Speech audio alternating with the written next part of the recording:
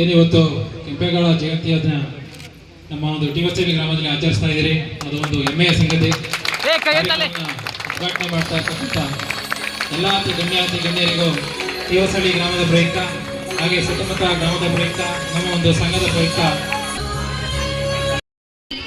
ಏಕದಂತಾಯ ವಕ್ರತುಂಡಾಯ ಗೌರಿ ತನಯಾಯ ಧೀಮಹಿ ಪ್ರಾಣಾಯ ಗಾನಾಂತರಾತ್ಮನೇ ಗಾನೋತ್ಸುಕ ಮನಸೇ ಗುರು ಪೂಜಿತಾಯ ಗುರುದೈವತಾಯ ಗುರುಕುಲಸ್ಥ ಗುರು ವಿಕ್ರಮಾಯ ಗುಹ್ಯ ಪ್ರವರಾಯ ಗುರುವೇ ಗುರುವೇ ಗುರುದೈತ್ಯ ಕುಲಕ್ಷೇತ್ರೇ.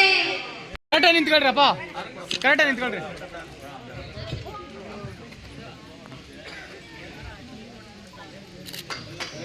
ಚಪ್ಪಾಳೆ ಹೊಡಿಬೇಕು.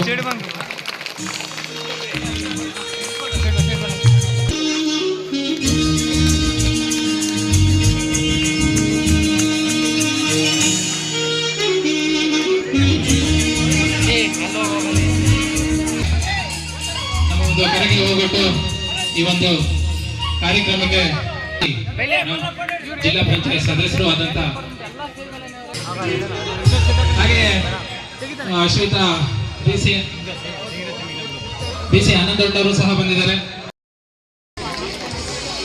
ಹಾಗೆ ಶ್ರೀಯುತ ಸುರೇಶ್ ಅಣ್ಣವರು ಬಂದಿದ್ದಾರೆ. ಅವ್ರಿಗೂ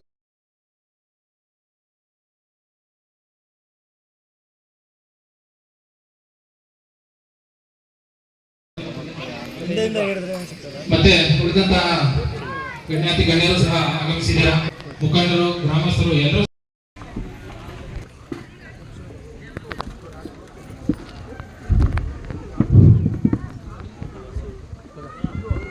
115ನೇ ಕೆಂಪೇಗೌಡ ದೇವಸ್ಥಾನವನ್ನು ಬಹಳ ಅದ್ದೂರಿಯಾಗಿ ಚಿಕ್ಕ ಗ್ರಾಮ ಆದರೂ ಕೂಡ ಬಹಳಷ್ಟು ಕಟ್ಟುವಾಗಿ ಮಾಡಿದ್ದಾರೆ. ಅದರಿಂದ ಏನು ನಮ್ಮ ಪೂರ್ವಕವಾದ ಸ್ವಾಗತವನ್ನು ತಮ್ಮದಲ್ಲೇ ಹೇಳ್ತಾ, ಆದರೂ ಕೂಡ ಈ ಭಾಗದಲ್ಲಿ ಸುಧಾಕರ್ ಅವರು ಹೇಳಿದರು, ಆಯ್ತಪ್ಪ ನಮ್ಮ ಕೈಲಾದಂಥ ಸೇವೆ. ಮೊದಲನೇದಾಗಿ 1-2 ದೊಡ್ಡ ಕಾರ್ಯಕ್ರಮ ಕೊಟ್ಟಿದ್ದೀವಿ, ಅವು ಮಳೆ ಮಾಡ್ತೀವಿ ಅಂತ ಹೇಳಿದ್ದಾರೆ. ಮೊದಲನೇದಾಗಿ ನಮ್ಮ ರೈಲ್ವೆ ಬ್ರಿಡ್ಜು ಈಗಾಗಲೇ ಅಪ್ರೂವಲ್ ಆಗಿದೆ. ಮುಂಚೆ ಮಾಡಿ ಅಷ್ಟು ಬೇಗ ಟೆಂಡ್ರಿಗೆ ಹೋಗಿ ಅದನ್ನು ಮಾಡ್ತಾರೆ. ಆಮೇಲೆ ನಮ್ಮಲ್ಲಿ ಗುಂಜೂರು ಭಾಗದಲ್ಲಿ ಒಂದು ದೊಡ್ಡದೊಂದು ಬ್ರಿಡ್ಜು, ಅವೆಲ್ಲ ಒಂದು 5 ಕೋಟಿ 6 ಕೋಟಿ ಇವೆಲ್ಲ ಮಾಡಿ ಸಣ್ಣ ಪುಟ್ಟ ರೋಡ್ಗಳದ್ದು ಕೂಡ ನಮ್ಮ ಕೆಲಸ ಇದೆ, ಮಾಡಿಕೊಡ್ಬೇಕಂತ ಮಾತನ್ನು ಹೇಳಿದ್ದೀವಿ. ಈಗಾಗಲೇ ನಮ್ಮವರೆಲ್ಲ ಬಹಳ ಜನ ಮಾತಾಡೋರಿದ್ದಾರೆ. ಈಗ ಅವರು ಅರ್ಜೆಂಟಾಗಿ CM ತುರ್ತಾಗಿ ಒಂದು ಸಭೆ ಕರೆದಿದ್ದಾರೆ. ಅರ್ಜೆಂಟ್ ಹೊಡಬೇಕು ಅನ್ನೋ ದೃಷ್ಟಿಯಿಂದ ನಾವು ಹೆಚ್ಚಿಗೆ ಅವ್ರಿಗೆ ಬೇಡಿಕೆ ಇಕ್ಕೋದು ಬೇಡ. ಈಗ ಅವರು ಈ ನಮ್ಮ ಊರಿಗೆ ಬಂದಿದ್ದಕ್ಕೆ ಅವರಿಗೆಲ್ಲ ಧನ್ಯವಾದಗಳನ್ನು ಅರ್ಪಿಸಿ ಈಗ ನಾವು ಮಾತಾಡೋಕ್ಕೆ ಅವಕಾಶ ಕೊಡುತ್ತೆ. ತಮ್ಮನ್ನೆಲ್ಲ ಹೊಂದಿಸಿ ನಮ್ಮ ಮಾತನಾಡ್ತೀವಿ. ಜೈ ಕರ್ನಾಟಕ. ಈ ನಾಡಿನ ಹೆಮ್ಮೆಯ, ಈ ದೇಶದ ಹೆಮ್ಮೆಯ 515ನೇ ಪುಣ್ಯ ಜಯಂತಿಯನ್ನು ಇವತ್ತು ನಾವು ನಾಡಪ್ರಭು ಕೆಂಪೇಗೌಡರ ಜಯಂತಿಯನ್ನು ಒಂದು ಕುಗ್ರಾಮದಲ್ಲಿ ಟಿ ಹೊಸಳ್ಳಿಯಲ್ಲಿ ಇಷ್ಟೊಂದು ವೈಭವದಿಂದ, ಸಡಗರದಿಂದ, ಒಗ್ಗಟ್ಟಿನಿಂದ ತಾವಿವತ್ತು ಆಚರಣೆ ಮಾಡ್ತಾ ಇರೋದಕ್ಕೆ ನಿಮಗೆ ನಿಜವಾಗಿಯೂ ಕೂಡ ನಾನು ಮೊದಲನೇದಾಗಿ ಹಾರ್ದಿಕ ಅಭಿನಂದನೆಗಳು, ಕೃತಜ್ಞತೆಗಳನ್ನು ಸಲ್ಲಿಸ್ತೇನೆ.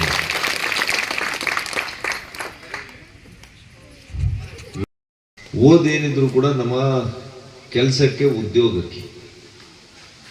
ಆದರೆ ಒಬ್ಬ ವ್ಯಕ್ತಿ ಸಮಾಜಕ್ಕೆ ಒಳ್ಳೇದು ಮಾಡಬೇಕು ಅಂತಂದ್ರೆ ಓದಿಗೂ ಅವನ ಉದ್ಯೋಗಕ್ಕೂ ಸಂಬಂಧ ಇಲ್ಲ. ಕಾಮರಾಜರವರನ್ನ ನಾವು ತಿಳ್ಕೊಂಡಾಗ ಬಹಳ ಜನ ಅನ್ನಭಾಗ್ಯ ನಾನು ಕೊಟ್ಟೆ ಅಂತ ಹೇಳ್ಕಂತಾರೆ. ಈಗ ಕಾಮರಾಜರವರು ಈ ದೇಶದಲ್ಲಿ ಅನ್ನವನ್ನ ಕೊಡೋ, ಅಕ್ಕಿಯನ್ನ ಕೊಡುವಂತ ಮೊದಲನೇ ಯೋಜನೆ ಮಾಡಿದಂತ ವ್ಯಕ್ತಿ ಕಾಮರಾಜರು. ನಾವ್ಯಾರನ್ನು ಕೂಡ ಮರೀಲಿಕ್ಕೆ ಸಾಧ್ಯ ಇಲ್ಲ.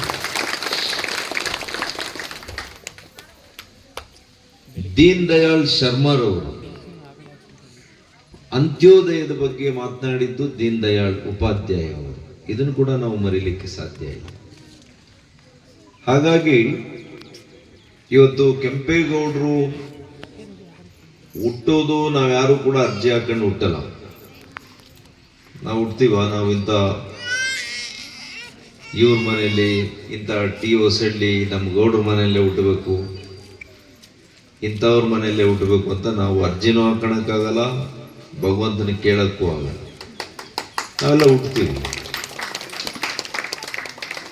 ಆದರೆ ಒಂದು ಮಾತು ಸತ್ಯ, ಒಕ್ಕಲುತನದಲ್ಲಿ ಹುಟ್ಟಿದಂಥ, ಇವತ್ತು ನಾನು ಕೂಡ ಒಕ್ಕಲುತನದಲ್ಲಿ ಹುಟ್ಟಿದ್ದೀನಿ. ನನಗೆ ಅಭಿಮಾನ ಇದೆ, ನನಗೆ ವಿಶೇಷವಾಗಿರ್ತಕ್ಕಂಥ ಗೌರವ ಇದೆ ನನ್ನ ಸಮುದಾಯದ ಬಗ್ಗೆ. ಯಾಕೆ ಅಂದರೆ ಈ ಸಮುದಾಯ ನಾವು ಮಾತ್ರ ಬದುಕಲ್ಲ, ನಮ್ಮ ಸುತ್ತಲೂ ಇರ್ತಕ್ಕಂಥವ್ರನ್ನು ಕೂಡ ಬದುಕಿಸೋದಕ್ಕೆ ನಾವು ದಾರಿ ತೋರಿಸ್ತೇವೆ, ಜೊತೆಯಲ್ಲಿರ್ತೇವೆ. ಕಷ್ಟ ಸುಖಗಳಿಗೆ ಸ್ಪಂದಿಸುವಂಥ ಸಮುದಾಯ ಯಾವುದಾದ್ರೂ ಇದ್ರೆ ಅದು ಒಕ್ಕಲಿಗ ಸಮುದಾಯ ಅಂತ ನಾನು ಬಹಳ ಗರ್ವದಿಂದ ಹೇಳ್ತೀನಿ, ಬಹಳ ಹೆಮ್ಮೆಯಿಂದ ಹೇಳ್ತೀನಿ. ಇವತ್ತು ಅನೇಕರು ಈ ನಾಡಿಗೆ, ನಮ್ಮ ಸಮುದಾಯದವರು ಬಹಳಷ್ಟು ಕೊಡುಗೆಗಳನ್ನು ವಿವಿಧ ರೀತಿಗಳಲ್ಲಿ ಕೊಟ್ಟಿದ್ದಾರೆ. ಅದು ರಾಜಕಾರಣ ಕ್ಷೇತ್ರ ಇರ್ಬೋದು, ಆಡಳಿತ ಕ್ಷೇತ್ರ ಇರ್ಬೋದು, ಸಾಹಿತ್ಯ ಕ್ಷೇತ್ರ ಇರ್ಬೋದು. ಇವತ್ತು ಕುವೆಂಪುರವ್ರನ್ನ ನಾವ್ಯಾರು ಮರಿಲಿಕ್ಕಾಗಲ್ಲ. ಈ ರಾಜ್ಯದ ಮೊದಲನೇ ಮುಖ್ಯಮಂತ್ರಿ ಕೆ.ಸಿ. ರೆಡ್ಡಿ ಅವರು, ಅದೇ ರೀತಿ ನಮ್ಮ ವಿಧಾನಸೌಧ ಕಟ್ಟದಂಥ ದಿವಂಗತ ಕೆಂಗಲ್ ಹನುಮಂತಯ್ಯನವರು, ಈ ದೇಶದಕ್ಕೆ ಈ ರಾಜ್ಯದಿಂದ ಒಬ್ಬೇ ಒಬ್ಬರು ಪ್ರಧಾನಿಗಳಾದಂಥ ನಮ್ಮ ಮಾನ್ಯ ಶ್ರೀ H.D. ದೇವೇಗೌಡರು,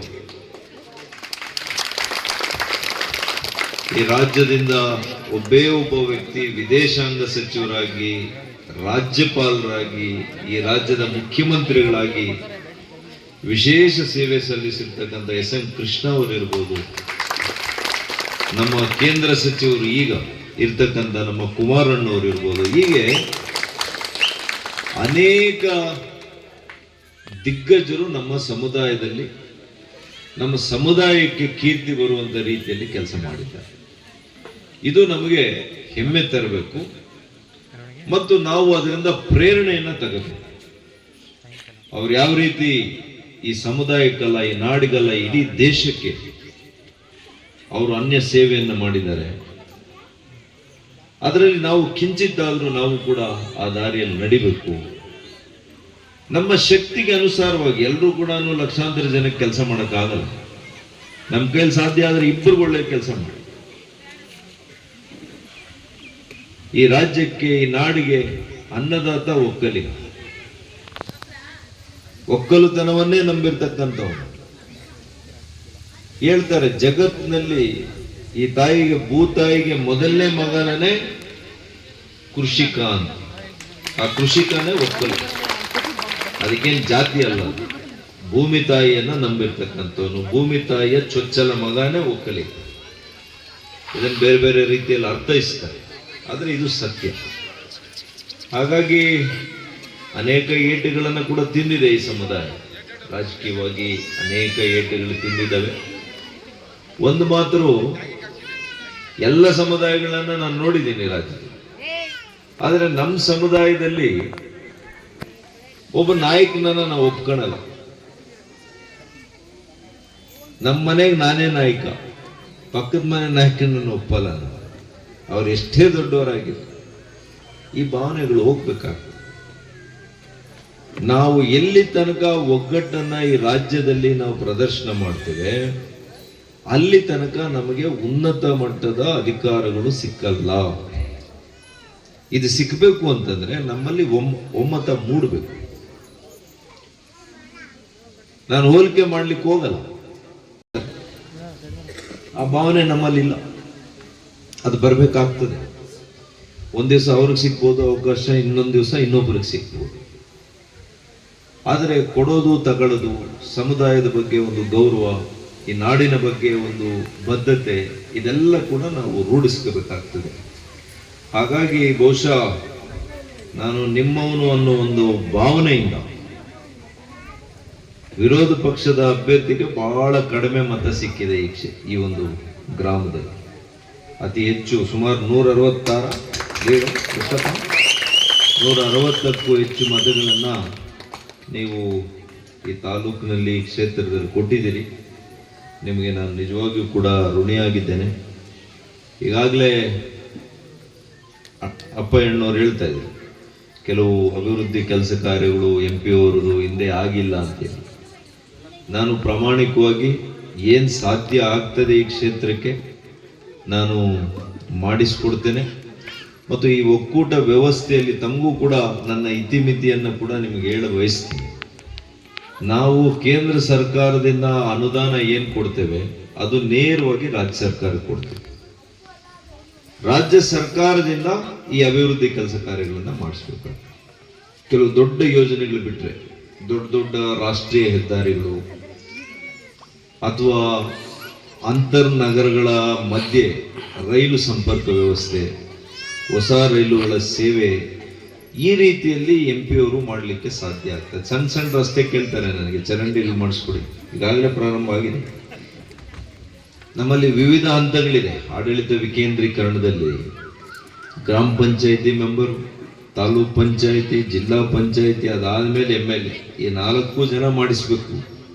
ಚರಂಡಿ, ರಸ್ತೆ ದೀಪ, ಊರುಗಳಲ್ಲಿ ರಸ್ತೆ. ಆದರೆ ಇವ್ರು ಯಾರು ಮಾಡದೇ ಇದ್ದಾಗ ಏನಾಗುತ್ತೆ, ಅದು MP ಅವ್ರಿಗೂ ಬರ್ತಾ ಇದೆ. ಆದರೂ ಕೂಡ ನಾನು ಸರ್ಕಾರದ ಜೊತೆ, ಅಂದರೆ ರಾಜ್ಯ ಸರ್ಕಾರದ ಜೊತೆ ಕೂಡ ನಿಕಟವಾದಂಥ ಒಂದು ಸಂಬಂಧವನ್ನು ಇಟ್ಕೊಂಡು ಅಭಿವೃದ್ಧಿ ದೃಷ್ಟಿಯಿಂದ ಆಯಾ ಸಂಬಂಧಪಟ್ಟಂಥ ಇಲಾಖೆಯ ಅಧಿಕಾರಿಗಳ ಮೂಲಕ ಆದಷ್ಟು ಕೂಡ ಅಭಿವೃದ್ಧಿಗೆ ಹೆಚ್ಚಿನ ಒತ್ತನ್ನು ಕೊಡ್ತೇನೆ.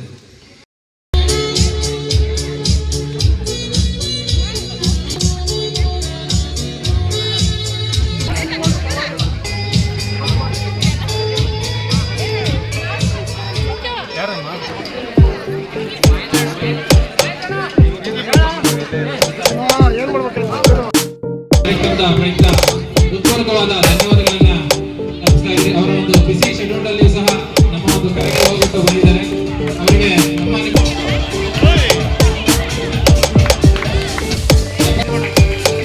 ಹಾಗೆ ಏನು ನಮ್ಮ ಪಕ್ಕದರ್ಬೇಕು, ಹಾಗೆ ಮುಖಂಡರು ಉದಯ ಆರಾಧ್ಯ ಅವರು ಬಂದಿದ್ದಾರೆ. ಹಾಗೆ ಕಿರಣ್ ಈ ಒಂದು ಕಾರ್ಯಕ್ರಮಕ್ಕೆ ಬಂದಿದ್ದಾರೆ.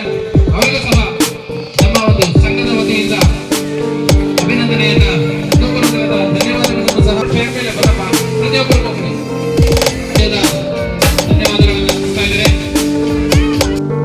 ನಮಗೆಲ್ಲ ಸ್ಫೂರ್ತಿಯನ್ನು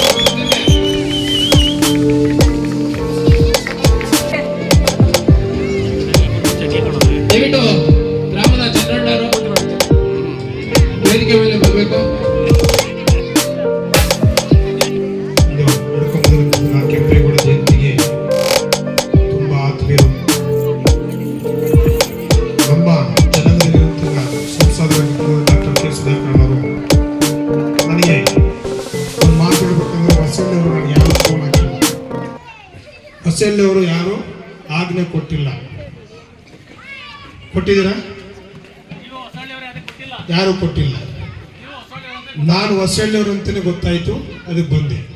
ಯಾಕಂದರೆ ನನಗೆ ಕೊಟ್ಟದ್ದು ಡಾಕ್ಟರ್ ಕೆ ಸುಧಾಕರ್ ಅವರು ಮೆಸೇಜ್ ಕೊಟ್ಟಿತ್ತು. ಸಂಸದರು ಡಾಕ್ಟರ್ ಕೆ ಸುಧಾಕರ್ ಅವರು ಕೊಟ್ಟರು. ಸ್ವಾಮಿಗಳೇ, ಇವತ್ತು ಏನೇ ಕಾರ್ಯಕ್ರಮ ಇದ್ರೂ ಕೂಡ ದೊಡ್ಡಬಳ್ಳಾಪುರ ತಾಲೂಕಲ್ಲಿ ಒಂದು ಲಿಂಗನಹಳ್ಳಿಯಲ್ಲಿ ಒಂದು ಕಾರ್ಯಕ್ರಮ ಇದೆ, ಮತ್ತು TOSL ಒಂದು ಕಾರ್ಯಕ್ರಮ ಇದೆ. ನೀವು ಬರಬೇಕು ಅಂತ ಒಂದು ಮಾತು ಕೊಟ್ಟಾಗ TOSL ಅಂತಿದ್ದಂಗೆ ಅಣ್ಣ ಅದು ನಮ್ಮೂರಣ್ಣ, ಅದು ನಾನು ಬರ್ತಾ ಇದ್ದೀನಿ ಅಂದೆ. ಯಾಕಂದರೆ ನಾನು ಸುಮಾರು ಸತಿ ಹೇಳ್ಕೊಂಡಿದ್ದೀನಿ, ಎಲ್ಲ ಕಡೆ ಹೇಳ್ತಾ ಇದ್ದೀನಿ. ನನಗೆ ಹುಟ್ಟೂರು ಅಂತಂದರೆ TOSL ಅಂತ. ಯಾಕಂದ್ರೆ ನಮ್ಮ ಜನಾಂಗದಲ್ಲಿ ನನ್ನ ಒಂದು ಆತ್ಮೀಯ ಪೂರ್ವಕವಾಗಿ ನನ್ನ ಪ್ರೀತಿ ಮಾಡಿರೋಂಥ ಒಂದು ಊರಾದರೆ ಈ ಹೊಸಲಿಂದ ಫಸ್ಟು ಸ್ಟಾರ್ಟ್ ಆಗಿದ್ದು ನಮ್ಮ ದೇವಾಲಯ. ಆಗಲೇ ಕೂತ್ಕೊಂಡು ಆ ಮನೇಲಿ ಕೂತ್ಕೊಂಡಾಗ ಕೂಡ ಹೇಳಿದ್ದೀನಿ ಸಾಹೇಬ್ರಿಗೆ, ಎಷ್ಟೇ ಕಷ್ಟ ಇದ್ರೂ ಕೂಡ ಈ ಹೋಬಳಿಯಲ್ಲಿ ಈ ಗ್ರಾಮಕ್ಕೆ ಒಂದು ಅಣ್ಣ ನೀನು ಚರಂಡಿ ಹೇಳಿದೆ, ರೋಡ್ ಹೇಳಿದೆ, ನನ್ನ ಕೈಲಾಗಲ್ಲ ಅಂತ ಮಾತು ನಿನ್ನಲ್ಲಿ ಬರಬಾರ್ದು, ನಾನು ಬರ್ತೀನಿ ಅಂತಂದೆ. ಈಗಲೂ ಕೂಡ ಕಾರಲ್ಲಿ ಮಾತಾಡುವಾಗ ಸ್ವಲ್ಪ ನಿಮ್ಮ ಹತ್ರ ಮಾತಾಡೋದು ಜಾಸ್ತಿ ಇದೆ, ಫೋನ್ ಹಾಕ್ತೀನಿ ಅಂತ.